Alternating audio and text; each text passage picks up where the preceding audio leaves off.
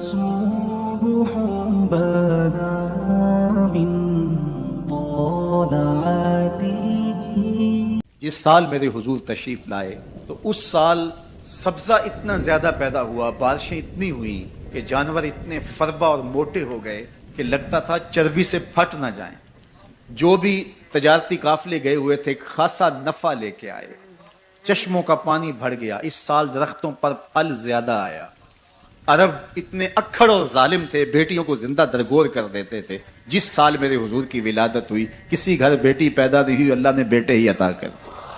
کہا محبوب جب کلیاں چٹک جائیں گی، غنچے مہک جائیں گے، کائنات میں بہار چھا جائے گی، تو جانے بہار بن کے آ جانا. اور جب حضور تشریف آئے بہاروں پر بہار آ گئے. پوری کائنات میں روشنی پھیل گئی، اجالے پھیل گئے، گلی گلی چراغاں ہوا. شرق کے جانور غرب کو دوڑ پڑے، غرب کے جانور شرق کو دوڑ پڑے. اور جب آپس میں ملتے تو کہتے مبارک ہو حضور آ گئے. ایک آواز اٹھ رہی تھی، بخن بخن قبض محمد صلی اللہ علیہ وسلم. مبارک ہو پوری کائنات میں محمد عربی کا قبضہ ہو. خوشیاں پھیل گئی، نہریں ساوا خشک ہو گئی. آتش کدہ ایران بجھ گیا، نوشیرواں کے محل کے 14 کنگرے گر گئے. نور ہی نور پھیل گیا. سیدہ آمنہ سلام اللہ علیہا کہتی ہیں کہ آسمان کے ستارے جھک کے میرے ویڑے کے اتنے قریب آ گئے کہ مجھے لگتا تھا میرے آنگن میں گر پڑیں گے. اور پھر جب حضور کی ولادت ہوئی، خرج منی نور ادا لہو قصور الشام، میرے بدن سے ایک نور نکلا، اتنی روشنی ہوئی کہ میں بیٹھی مکے میں تھی، شام اور بصرے کے محلات نظر آنے لگے. اجالے ہی اجالے، روشنی ہی روشنی، نور ہی نور، چراغاں ہی چراغاں، خوشبو ہی خوشبو، اجالے ہی اجالے. اللہ اکبر. حضور کو غسل دینے کے لیے جب دائی آگے بڑھی تو غسل ہوا تھا. سرما لگانے لگی تو سرما لگا ہوا تھا. ختنے کرنے لگے تو حضور مختون تھے. ناف کٹا ہوا تھا، سرما لگا ہوا تھا. اور خوشبو لگانے لگے تو بدن پہلے ہی خوشبوؤں سے مہک رہا. تو خوشبوؤں میں گھر بسا تھا، ان انوار ہی انوار پھیلے ہوئے تھے. اب آقا کریم کو سبز کپڑے کے اندر لپیٹ دیا گیا. ولادت مصطفیٰ ہو گئی، کائنات میں چراغاں ہو گیا. اللہ اکبر. بصد انداز یکتائی، بغایت شان زیبائی، امی بن کر امانت آمنہ کی گود میں آئی. ہر ایک یہی آرزو رکھ رہا ہے، ہر ایک کی تمنا یہی ہے کہ بس وہ آنے والے. نبی انتظار میں کھڑے. یار ہمیں تو کوئی انتظار نہیں کرنا پڑا. سوئے تھے مقدر جاگ اٹھے. ذرا ماضی کے لوگوں کی کہانیاں دیکھو، منتظر بیٹھے ہیں. حضرت خلیل اللہ کے گھر کی تعمیر کرنے کے بعد ہاتھ پھیلا لیتے ہیں، ربنا وابعث فیہم رسولا. اللہ تیرے گھر کی تعمیر کی، دعا مانگتا اب اس رسول کو بھیج بھی دے. انتظار کر کر کے آنکھیں بوڑھی ہو گئی ہیں، کب وہ آئے گا. حضرت عیسیٰ نے کہا مبشرم برسول یاتی من بعد اسمہ احمد. لوگوں میں نام بھی بتا دیتا ہوں، میرے بعد اب وہی آئے گا، سن لو، اس کا نام احمد ہوگا. صبح صادق کا وقت تھا جب پو پھٹ رہی تھی. ربیع الاول شریف کی 12 تاریخ تھی. 20 اپریل 571 عیسوی تھی جب حضور کے والد حضرت عبداللہ کی وفات بھی ہو چکی تھی. آپ اپنی والدہ محترمہ حضرت آمنہ سلام اللہ علیہا کے گھر آپ کی آغوش میں نور بانٹتے ہوئے جلوہ گر ہوئے. 3 روز تک دودھ حضرت سیدہ آمنہ سلام اللہ علیہا نے پلایا. اس کے بعد حضرت ثویبہ نے 1 ہفتہ کے بعد حضرت حلیمہ سعدیہ حضور کو اپنی آغوش میں لے گئیں اور 5 سال کی عمر کی کفالت میں رہے. اور اس کے بعد پھر 5 سال کے بعد واپس حضور پلٹ آئے. مدینہ منورہ کا پہلا سفر اور والدہ محترمہ حضرت آمنہ کی وفات ابوا کے مقام پر ہوئی جب حضور کی عمر صرف 6 سال تھی. آپ کی دایا برکت بنت سالوہ جس کا نام ام ایمن ہے عرفی نام، اس نے حضور کو واپس مکہ المعظمہ پہنچایا اور حضرت نبی رحمت صلی اللہ علیہ وسلم کو ان کے مشفق چچا جناب ابو طالب کی کفالت میں دیا. آپ کے دادا کا انتقال 8 ہجری کو ہو گیا، 8 سال کی عمر میں ہوا۔ آپ نے اپنے چچا کے ہمراہ پہلا سفر 12 سال کی عمر میں شام کی طرف کیا۔ 15 سے 16 سال کی عمر میں حضور نے قریش کے سارے سرداروں کو اور قبیلوں کو اکٹھا کیا اور کہا کوئی گلی میں لٹ جاتا ہے، کوئی بازار میں لٹ جاتا ہے، کوئی جنگل میں لٹ جاتا ہے، آؤ ہم اکٹھا معاہدہ کریں کہ آج کے بعد کوئی کسی کو نہیں لوٹے گا۔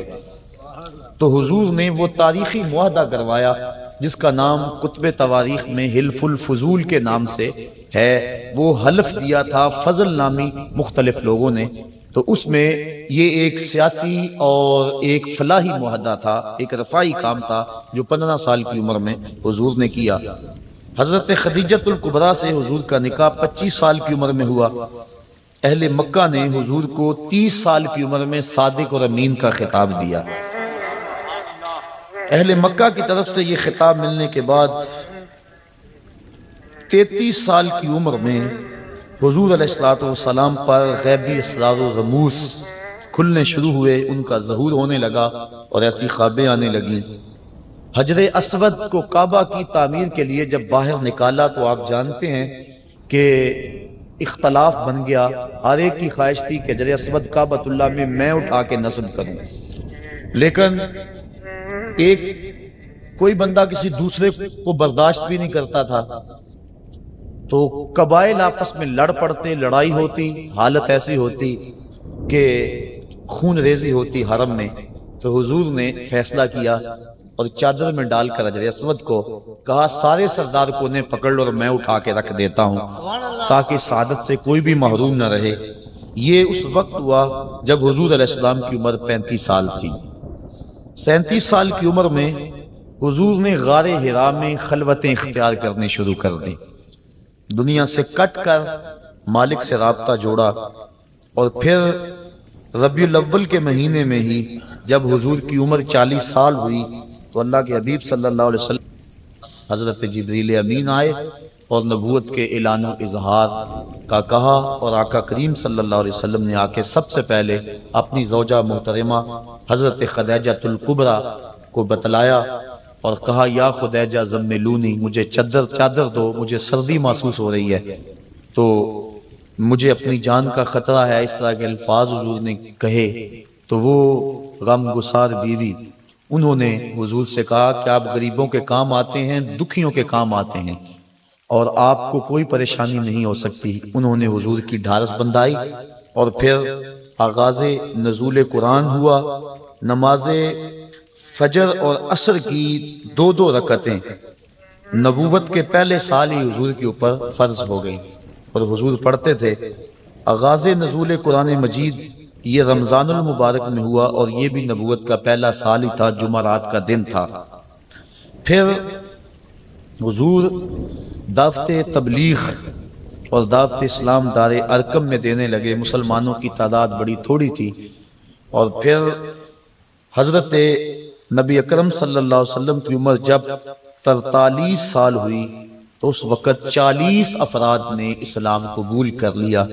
39 شخص حضرت امیر حمزہ تھے اور 40 شخص حضرت سیدنا عمر فاروق رضی اللہ تعالی عنہ تھے، اور ان کے ایمان لانے سے اسلام کو تقویت ملی اور اب کھلم کھلا نمازیں پڑھی جانے لگی۔ اب یہاں ایک سوال اور اس کا جواب دے کے اپنی بات کو آگے بڑھاؤں گا۔ جو لوگ کہتے ہیں کہ اسلام شمشیر کے زور پہ پھیلا، تلوار کے زور پہ پھیلا، یہ ایک علمی بات ہے اور سادہ اور عام فہم ہے۔ ایک سادہ سا جواب ان کو دیا جا سکتا ہے کہ اسلام شمشیر کے بل بوتے پہ، تلوار کے زور پہ پھیلا۔ مجھے لوگ بتائیں کہ یہ جو 40 لوگ اسلام لائے تھے، اس وقت تو شمشیر ابو جہل کے پاس تھی، اس وقت تو تلوار جو ہے وہ ابو لہب کے پاس تھی، تو یہ 40 لوگ جو اسلام لائے ہیں، یہ لوگ 40 جو ہے جو اسلام کی دولت سے مالا مال ہوئے ہیں، یہ کس تلوار کے دم سے اور تلوار کے ڈر سے انہوں نے اسلام قبول کیا ہے، یا حضور کے خلق کریمانہ کی وجہ سے اور اسلام کی طبی صداقت کی وجہ سے اسلام قبول کیا ہے؟ تو حضور کو تو بعد میں یہ اللہ کی طرف سے اجازت مرحمت فرمائی گئی کہ آپ کافروں اور منافقوں کے ساتھ جو جہاد کریں۔ پہلے تو حضور کی تلواریں، حضور کے ماننے والوں کی تلواریں نیام میں تھی اور دشمنوں کی تلواریں جو ہیں وہ نیام سے باہر تھیں، تو اس وقت بھی جو اسلام پھیلتا رہا اس سے اندازہ کر لینا چاہیے کہ اسلام تلوار کے زور پہ نہیں پھیلا بلکہ خلق محمدی کے زور پہ پھیلا۔ پھر جب مسلمانوں کا گھیراؤ کر لیا گیا تو مسلمانوں کی پہلی ہجرت حبشہ کی طرف ہوئی۔ اس وقت حضور کی عمر 45 سال تھی اور نبوت کا اعلان کیے ہوئے 5 سال بیت گئے تھے۔ حضور کی عمر جب 47 سال ہوئی تو اس وقت کفار نے حضور کا بائیکاٹ کر دیا، سماجی بائیکاٹ کر دیا، اور شعب ابی طالب میں حضور 3 سال تک اپنے غلاموں کے ساتھ وہاں رہے۔ جس چمڑے پہ لکھ کے وہ معاہدہ کعبے کی دیوار کے ساتھ لٹکایا گیا تھا، اس چمڑے کو دیمک چاٹ گئی اور وہ خود گر گیا، اور پھر جو ہے حضور علیہ الصلوۃ والسلام دوبارہ مکہ المکرمہ میں آئے۔ یہ حضور کی طرف سے، حضور کے لیے اللہ تعالیٰ کی اعانت تھی۔ اور پھر نبوت کے 50ویں عمر کے 50ویں سال اور نبوت کے 10ویں سال حضور کے چچا اور حضور کی زوجہ محترمہ حضرت خدیجہ الکبریٰ انتقال کر گئیں۔ یہ دونوں حضور علیہ الصلوۃ والسلام سے بے پناہ محبت کرنے والی ہستیاں تھیں اور حضور کو ان دونوں کا بڑا آسرا اور سہارا تھا۔ جس سال یہ دونوں ہستیاں انتقال کر گئیں اس سال کو حضور نے عام الحزن، دکھوں کا اور غموں کا سال قرار دیا۔ حضرت خدیجہ الکبریٰ رضی اللہ تعالی عنہا کا جب وقت آخر آیا تو انہوں نے اپنی بیٹی حضرت فاطمہ کو حضور کے پاس بھیجا اور کہا کہ جاؤ اپنے باپ سے کہو کہ مجھے چادر رحمت عطا کر دیں۔ حضرت فاطمہ زہرا رضی اللہ تعالی عنہا حاضر ہوئی۔ حضور نے کہا بیٹا اپنی ماں سے پوچھو یہ چادر کس لیے مانگ رہی ہیں۔ تو حضرت فاطمہ زہرا پوچھنے کے لیے آئی، حضور بھی پیچھے آ گئے۔ تو حضرت خدیجہ نے عرض کی کہ حضور میرا وقت آخر ہے اور مجھے پتا ہے کہ اب میں اللہ کی حضور جانے والی ہوں، میری خواہش ہے آپ مجھے یہ چادر دے دیں اور بعد انتقال اس چادر سے مجھے کفن دیا جائے۔ اب سنیے حضور کے لفظ۔ میں پرسوں ایک جگہ پہ گیا تو بڑا سا بینر لگا ہوا تھا، نہ کم نہ حاوی، عورت کے حقوق مساوی۔ آج عورت اپنے حقوق کی جنگ ابھی تک لڑ رہی ہے اور وہ برقعے کو اپنے لیے قید خانہ سمجھتی ہے۔ اسے نہیں پتا کہ مصطفیٰ نے عورت کو آبرو دی ہے۔ آج بھی نبی کا دین جہاں نہیں پہنچا وہ بیوی کو پاؤں کا جوتا خیال کرتے ہیں، اور مغرب جس کے پیچھے ہم دوڑتے ہیں وہ بیوی کو کتیا کہہ کے پکارتے ہیں۔ اور آج وہ اپنے حقوق کی جنگ لڑ رہی ہے اور برقعے کو قید خانہ سمجھتی ہے۔ اسے نہیں پتا اس برقعے کا ایک ایک تار اس کی آبرو کا محافظ ہے۔ شاید اگر اسے اس بات سے علم ہو کہ افلاطون تو عورت کو انسان ماننے کے لیے تیار نہیں، یہ مصطفیٰ ہیں جس نے عورت کو آبرو بخشی اور عورت کو عزت عطا فرمائی۔ اب سنیے حضور کے لفظ۔ جب حضرت فاطمہ زہرا نے آ کے عرض کی کہ حضور میرے باپ میری والدہ ماجدہ چادر مانگ رہی ہیں، تو آقا کریم صلی اللہ علیہ وآلہ وسلم گئے اور انہوں نے کہا حضور میں اس لیے مانگ رہی ہوں کہ میرا وقت آخر ہے۔ تو آقا کریم کی آنکھیں چھلکی اور پھر فرمایا اے خدیجہ تو نے تو چادر مانگی ہے، لو اردت جلدی لا آتیتو کے، اگر تو میری جلد بھی مانگ لیتی تو میں وہ بھی پیش کر دیتا۔ تو اس وقت حضور کی عمر 50 سال تھی۔ حضرت خدیجہ الکبریٰ کے انتقال کے بعد حضور کی عمر جب 52 سال ہوئی تو 27 رجب کو 12 نبوت کو واقعہ معراج ہوا۔ پہلے 2 نمازیں فرض تھی، اب 3 نمازیں اور ساتھ شامل ہو گئیں، اور کل حضور پر جو ہیں وہ 5 نمازیں فرض ہوئیں۔ لیکن حضور کی ذات پر 6 نمازیں فرض تھی، تہجد بھی حضور پر فرض تھی، لیکن پڑھتے حضور 8 تھے۔ اس کے علاوہ نوافل کی ادائیگی بھی حضور کرتے تھے۔ امت پہ پہلے 50 نمازیں فرض ہوئی تھی، لیکن حضرت موسیٰ علیہ السلام کی درمیان میں جو مداخلت ہوئی اس کی وجہ سے 5 نمازیں رہ گئیں۔ یہ امت مصطفیہ پر حضرت موسیٰ علیہ السلام کا احسان ہے جس کو امت کو نہیں بھولنا چاہیے۔ پھر مدینہ منورہ کے 15 افراد جب حضور کی عمر جو ہے وہ یہی 52 سال تھی، 52 سال تھی حضور کی عمر، تو پھر کچھ لوگ جو ہیں وہ ایمان 18 افراد ایمان کی دولت سے مالا مال ہوئے، اس کو بیعت عقبہ اولیٰ بھی کہتے ہیں۔ پھر اس کے بعد 72 افراد نے اسی سال ذوالحج کے مہینے کے اندر جو ہے وہ بیعت کی، اس کو جو ہے 72 افراد نے قبول کیا حضور علیہ السلام کے ہاتھ پہ اسلام کو۔ تو یہ اگلا سال تھا، یعنی نبوت کا 13واں سال۔ مکہ معظمہ سے حضور علیہ السلام جو ہے وہ اسی سال ارادہ کیا، اور اگلے سال حضور علیہ السلام نے نبوت کے 14ویں سال میں 17 صفر کو نبوت کی 13 کو حضور نے مدینہ شریف کی طرف ارادہ کیا، اور پیر کے دن 8 ربیع الاول، ایک روایت کے مطابق 12 ربیع الاول کے مبارک دن نبوت کے 13ویں سال حضور علیہ السلام قباء میں تشریف لائے۔ مدینہ شریف میں 12 ربیع الاول کو داخل ہوئے، فرضیت جمعہ کا حکم ہوا، حضرت ابو ایوب انصاری کے گھر میں قیام کیا۔ اس وقت حضور کی عمر جو ہے وہ 54 سال تھی۔ مسجد نبوی کی بنیاد بھی رکھی حضور علیہ السلام نے۔ یہ جو ہے وہ 22 ربیع الاول تھی اور 1 ہجری تھی، اور پھر اس کے بعد 15 شعبان 2 ہجری کو تحویل قبلہ کا حکم ہوا، اور پھر اسی سال جو ہے فرضیت روزہ اور فرضیت زکوٰۃ اور فرضیت جہاد ہوئی۔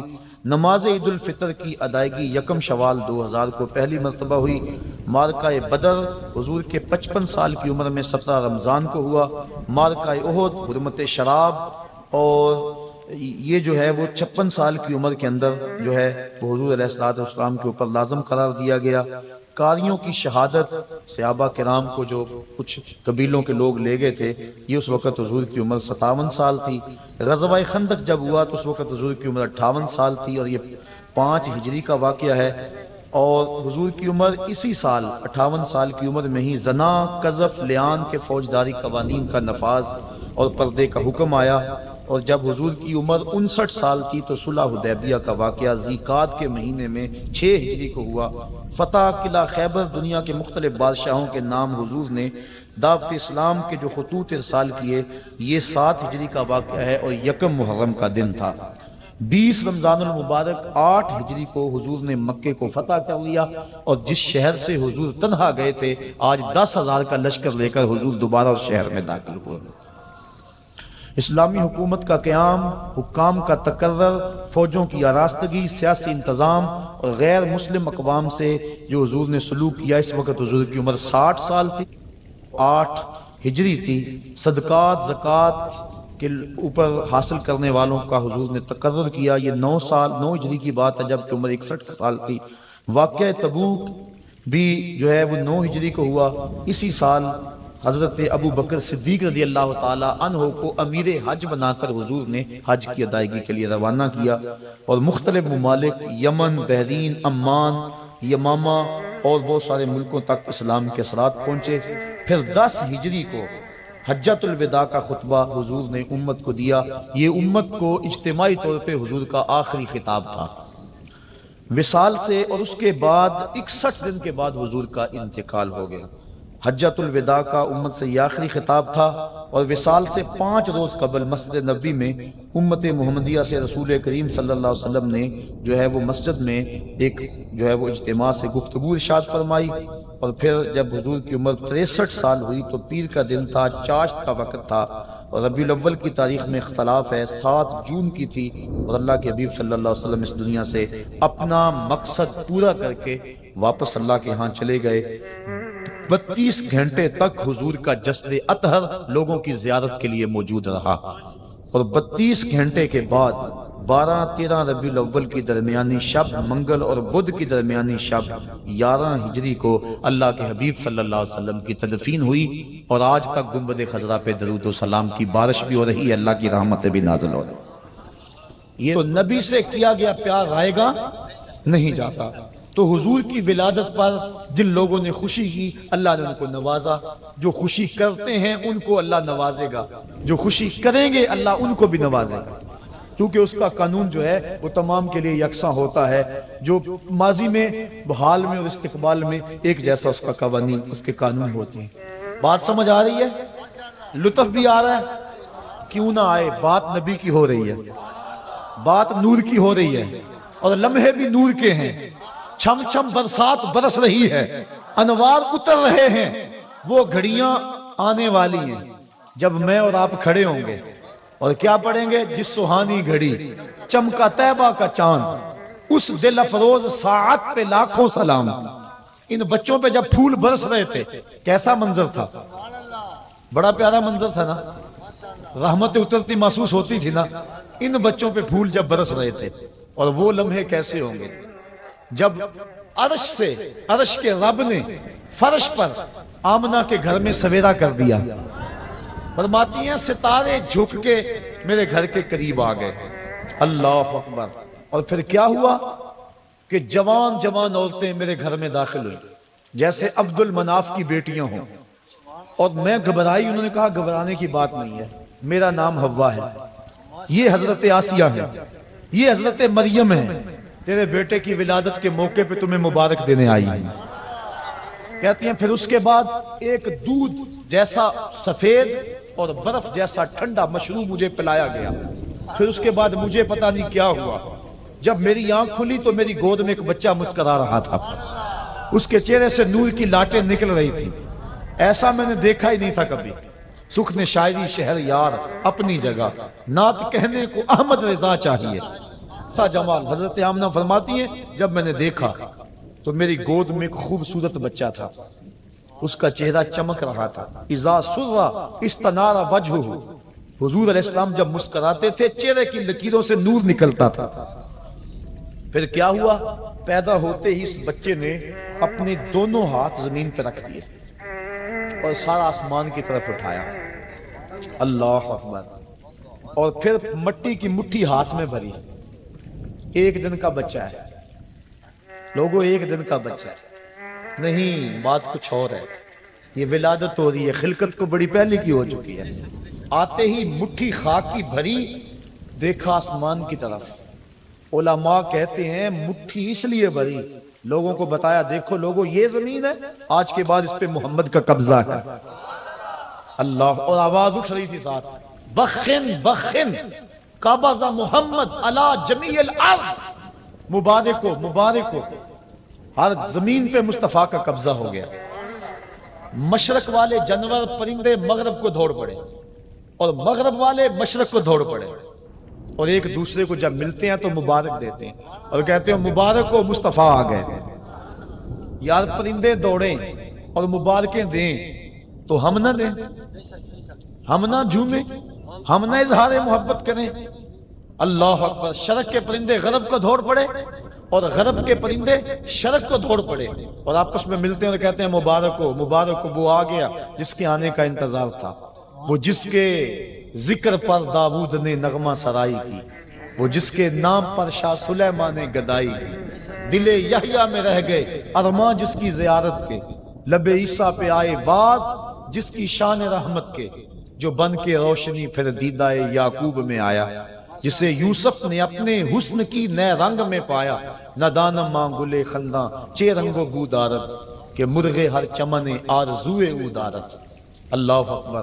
اللہ کے حبیب صلی اللہ علیہ وآلہ وسلم زمین پہ مٹھی بھری، اور حضور علیہ السلام اس وقت جو گفتگو کی، اللہ اکبر کبیرہ، یہ لفظ بھی کتب میں آتے ہیں، اور کتب میں یہ لفظ بھی آتے ہیں، کہا رب حبلی امتی، اے اللہ میری امت کا معاملہ میرے ہاتھ میں دے دے، اللہ اکبر، میری امت کا معاملہ میرے لے کے پہلو میں غم امت نادار آئے، امتی امتی کہتے ہوئے سرکار آئے، حضور امتی امتی کہتے ہوئے آئے، ساری زندگی امتی امتی پکارا۔ غات پھر جس سال حضور آئے نا، اس سال کا عربوں نے نام رکھا، یہ میں نے ابھی بتایا ہے کہ جس سال حضرت خدیجۃ الکبریٰ اور حضرت نبی رحمت کے شفیق چچا انتقال کر گئے، اس سال کا نام حضور نے عام الحزن رکھا، کیونکہ ہجری کا آغاز حضرت عمر فاروق کے دور میں ہوا تھا، پہلے سالوں کے نام رکھتے تھے۔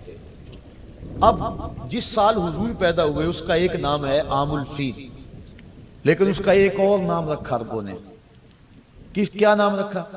سنۃ الفرح والابتہاج، اس کا معنی ہے خوشیوں اور چاؤں کا ساتھ۔ کیا نام ہے؟ خوشیوں اور چاؤں کا سال۔ کیوں رکھا یہ نام؟ اس لیے انہیں تو نہیں پتا تھا کہ حضور آئے ہیں، حضور کی ولادت کا تو پتا تھا، لیکن یہ نہیں پتا کہ یہ نبی ہیں، اور جنہوں نے رکھا وہ امتی نہیں تھے، ماننے والے نہیں تھے۔ پھر کیوں رکھا انہوں نے اس نام کا؟ اگر میں کہوں آج چاہ کا دن ہے، خوشی کا دن ہے، تو یہ ہے کیونکہ میں آقا کو مانتا ہوں، اور اگر پتہ ہی نہ ہو کوئی کہے تو پھر وجہ کوئی اور ہوگی۔ تو انہوں نے اس سال کا نام رکھا سنۃ الفرح والابتہاج۔ علماء کہتے ہیں کیوں رکھا؟ اس لیے رکھا کہ درختوں پہ پھل زیادہ آیا۔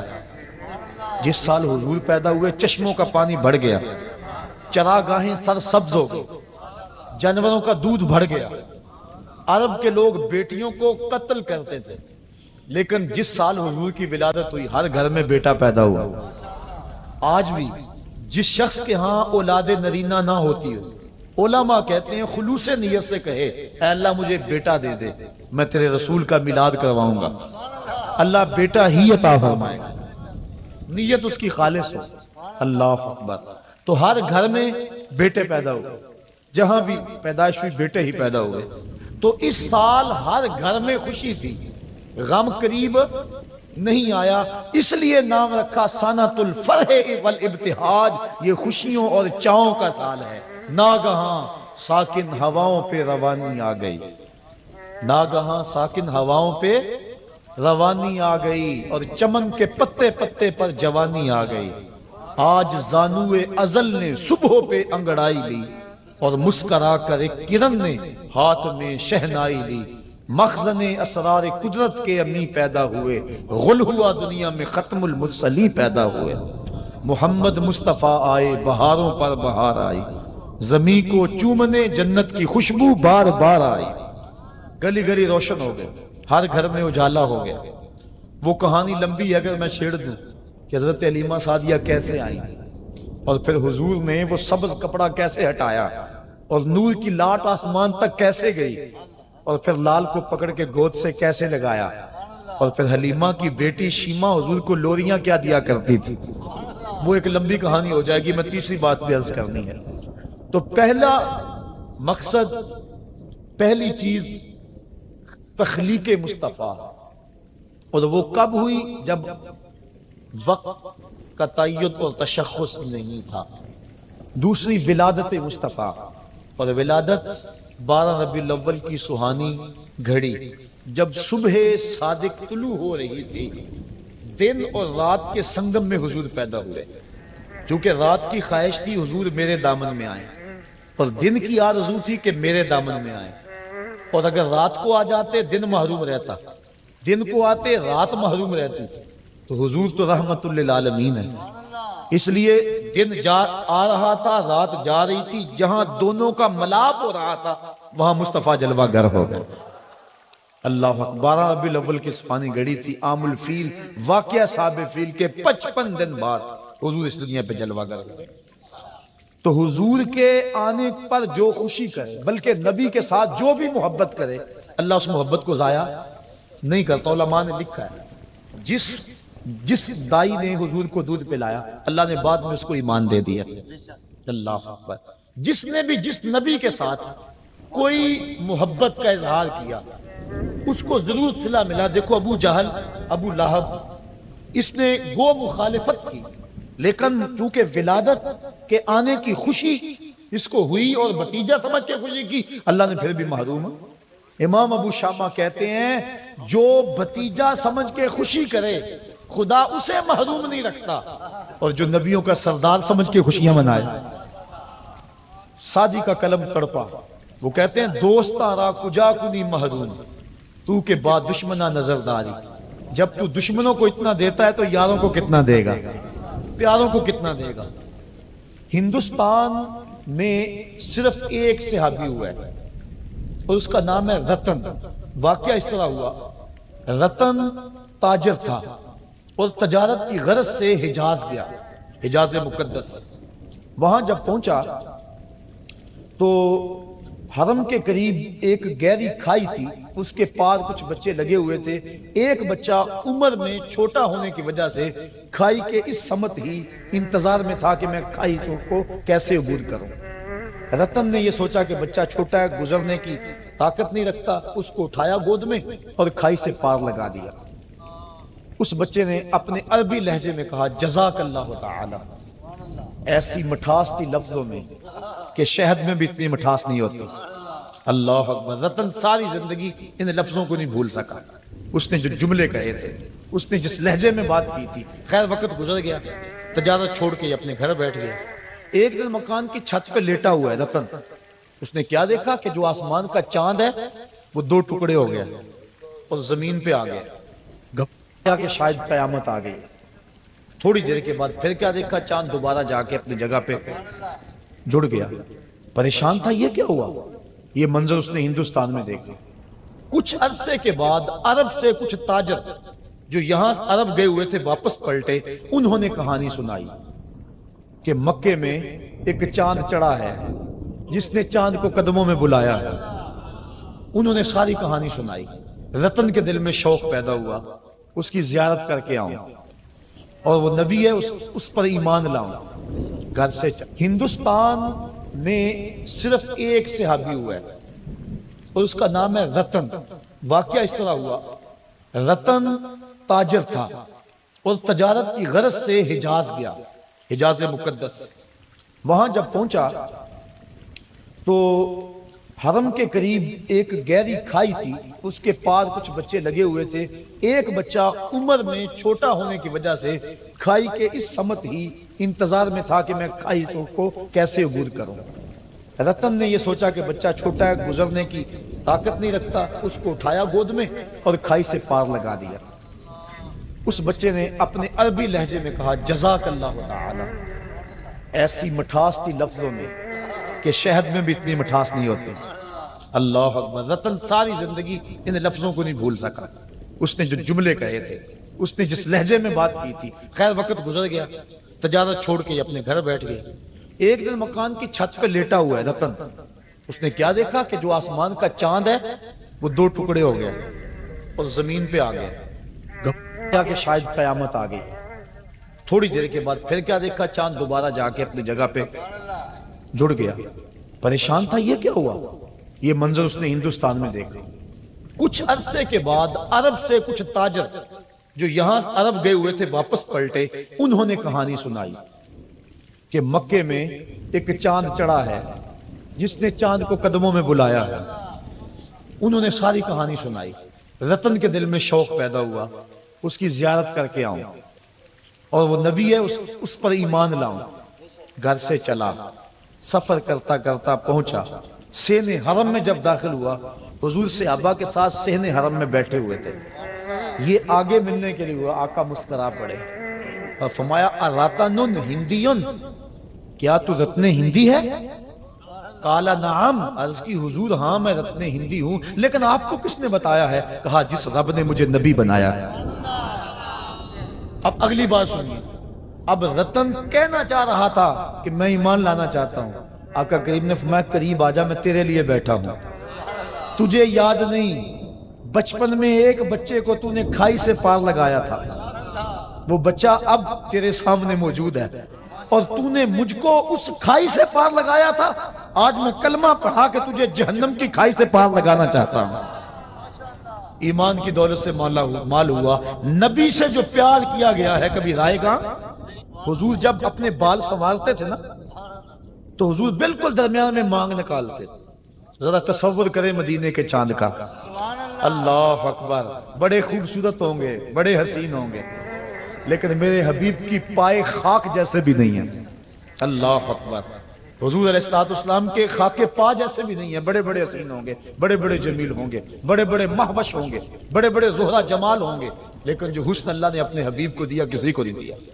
جب مانگ نکالتے تھے نا، اللہ اکبر، درمیان میں تو لگتا تھا ستارے چمک رہے ہیں۔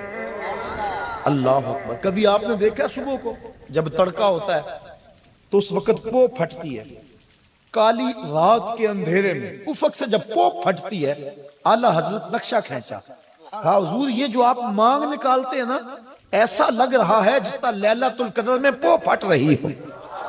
لیلۃ القدر میں مطلع فجر حق، مانگ کی استقامت پہ لاکھوں سلام۔ مانگ کی استقامت پہ اللہ اکبر، حضور کی زلفوں کو اللہ اکبر رات کہہ دیا، لیکن عام رات نہیں، لیلۃ القدر کہا۔ تو بات اعلی حضرت جب بھی بولتے ہیں حد کرتے ہیں۔ اب اللہ کے حبیب صلی اللہ علیہ وآلہ وسلم کی آمد کی 3 حیثیتیں علماء نے بیان فرمائی ہیں۔ نمبر 1 تخلیق مصطفیٰ، جس کو کہتے ہیں خلقت محمدیہ، اور دوسرا ہے ولادت محمدیہ، اور تیسرا ہے بعثت محمدیہ۔ حضور کی تخلیق کب ہوئی، حضور کی ولادت پیدائش کب ہوئی، اور حضور علیہ الصلوۃ والسلام کی بعثت کب ہوئی۔ تو بعثت کا یہاں اور ولادت کا یہاں آپ سن چکے ہیں، پھر اس کو تھوڑی سی تفصیل سے عرض کرنا چاہوں گا۔ حضور کی تخلیق کب ہوئی یہ آج تک کوئی نہیں بتا سکا کہ حضور پیدا کب ہوئے، تخلیق کب ہوئی۔ حضور سے پوچھا گیا اس بات میں، تو آقا کریم صلی اللہ علیہ وسلم نے ارشاد فرمایا، میں اس وقت بھی نبی تھا جب آدم علیہ السلام مٹی اور پانی کے درمیان تھے۔ یہ نہیں بتایا کہ میں نبی کب بنا ہوں اور میری تخلیق کب ہوئی ہے۔ اور دوسرا فرمایا، اول ما خلق اللہ نوری، اللہ نے سب سے پہلے میرے نور کو پیدا فرمایا ہے۔ اس کائنات میں سب سے پہلی چیز جو تخلیق کی گئی، مخلوق اول، اللہ کی ذات مخلوق نہیں ہے، وہ خالق ہے، اس کو کسی نے پیدا نہیں کیا، تخلیق نہیں کیا، کسی نے بنایا نہیں، اور اس پر کبھی بھی ایسا وقت نہیں آیا کہ وہ نہ ہو، وہ ازلی ہے، ابدی ہے۔ تو کائنات تخلیق گئی، ماں سے اللہ جو کچھ ہے اس کو خلق کیا گیا، تخلیق کیا گیا۔ تو کائنات میں جب تخلیق کا سلسلہ شروع ہوا تو سلسلہ تخلیق کا آغاز ذات رسالت مآب سے ہوا۔ حضور فرماتے ہیں اللہ نے سب سے پہلے میرے نور کو پیدا فرمایا۔ ایک روایت میں آتا ہے اللہ نے سب سے پہلے لوح کو پیدا کیا، اللہ نے سب سے پہلے قلم کو پیدا کیا، اول ما خلق اللہ القلم، اللہ نے سب سے پہلے قلم کو پیدا کیا۔ ایک روایت میں آتا ہے اللہ نے سب سے پہلے جو ہے وہ عقل کو پیدا کیا۔ مختلف روایات مختلف کتابوں میں موجود ہیں۔ آج لوگ کہتے ہیں کہ سب سے پہلے تو عقل پیدا ہوئی، سب سے پہلے تو قلم کو پیدا کیا گیا، سب سے پہلے تو لوح کو پیدا کیا گیا، اور اول ما خلق اللہ نوری یہ بھی حدیث ہے، لیکن ان کا خیال روئے سخن ادھر ہی رہتا ہے جی سب سے پہلے تو قلم کو پیدا کیا گیا۔ اور اگر چلو یہ نہ بھی مانو تو حدیثیں متضاد ہیں، لہذا احتمال جاتا رہا، جب احتمال آ گیا تو پھر استدلال باقی نہ رہا۔ لیکن محدثین کے ہاں ایک طریقہ ہے کہ جب حدیثیں مختلف ہوں تو وہ تطبیق کرتے ہیں۔ مثال کے طور پہ سب سے پہلے قیامت کے دن سوال کس چیز کا ہوگا؟ نماز کا۔ اور ایک حدیث میں قیامت کے دن سب سے پہلا سوال قتل کا ہوگا۔ تو علماء کہتے ہیں دونوں حدیثیں اپنی جگہ پہ ٹھیک ہے، سب سے پہلے قتل کا سوال ہوگا، سب سے پہلے نماز کا سوال ہوگا۔ تو فرماتے ہیں اس کی تطبیق یوں ہے، عبادات میں حقوق اللہ میں سب سے پہلا سوال نماز کا ہوگا، اور حقوق العباد میں معاملات میں سب سے پہلا سوال قتل کا ہوگا۔ تو یہ اس کی تطبیق کر لیں تو دونوں حدیثیں اپنی اپنی جگہ پہ ٹھیک ہے۔ تو یہ حدیثیں سب سے پہلے میرے نور کو پیدا کیا گیا، سب سے پہلے لوح کو پیدا کیا گیا، سب سے پہلے قلم کو پیدا کیا گیا، سب سے پہلے عقل کو پیدا کیا گیا۔ تو اس کی تطبیق قلندر لاہوری شاعر مشرق حکیم الامت علامہ اقبال نے کی۔ وہ کہتے ہیں لوح بھی تو قلم بھی تو، لوح بھی تو، سبحان اللہ نہیں کہی آپ نے، علامہ اقبال نے تطبیق کی، لوح بھی تو قلم بھی تو، تیرا وجود الکتاب، گنبد آب گینا رنگ تیرے محیط میں حباب۔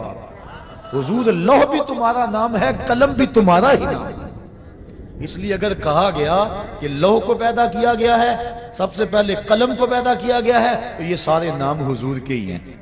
تو جو حدیث ہے اول ما خلق اللہ نوری، تو اس کا معنی بھی یہی ہے۔ تو سب سے پہلے کائنات میں جس وجود کو، جس ذات کو تشخص اور تعین دیا گیا وہ ذات رسالت مآب صلی اللہ علیہ وسلم۔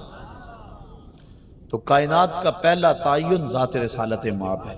باقی رہی بات سب سے پہلے قلم کو پیدا کیا گیا، تو سنیے حضور ارشاد فرماتے ہیں کہ جب قلم کو پیدا کیا گیا، حدیث ہے، تو قلم کو مالک نے کہا قلم لکھ، قلم نے کہا مالک کیا لکھوں؟ کہا ما کانا و ما یکون، جو ہو گیا وہ بھی لکھ دے، جو ہونے والا ہے وہ بھی لکھ دے۔ توجہ کریں، جو لوگ کہتے ہیں سب سے پہلے قلم پیدا ہوئی تھی، ان سے پوچھو کہ